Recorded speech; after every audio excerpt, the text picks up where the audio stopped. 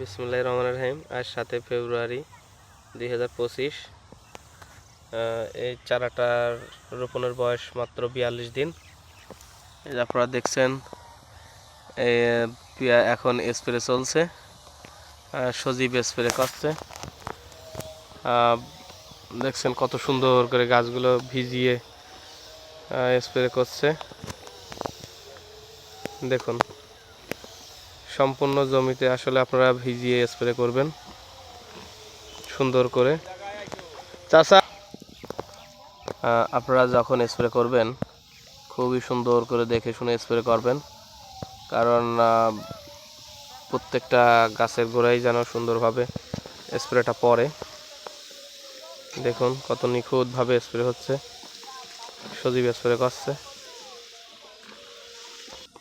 এই যে দেখুন, পেঁয়াজের গাছগুলো খুবই সুন্দর, দেখুন খুবই সতেজ এবং প্রচুর পরিমাণে গাছে আসলে জোর, যার কারণে প্রত্যেকটা গাছ জোরের কারণে দেখুন মাথাগুলো সোজা হয়ে দাঁড়াতে পারছে না,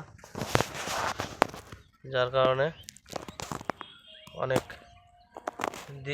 ঘাড়ি ভেঙে দেখা যাচ্ছে। দেখুন প্রত্যেকটা পেঁয়াজের গাছই একই রকম মোটা, খুবই সুন্দর।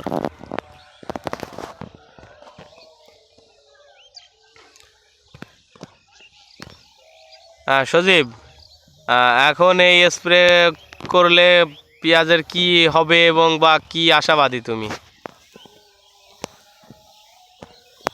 এখন এই পেঁয়াজে স্প্রে করলে পেঁয়াজের এই যে আপনারা দেখছেন যে মাথা লাল হয়ে গেছে, এই লালটা ঠিক হয়ে যাবে। আর মাথাতে যে কাঠ হয়ে আছে রশ্মির মতো বেঁকা, এই বেঁকাটা স্টিল রডের মতো শার্ট হয়ে যাবে এই স্প্রে করার পরে।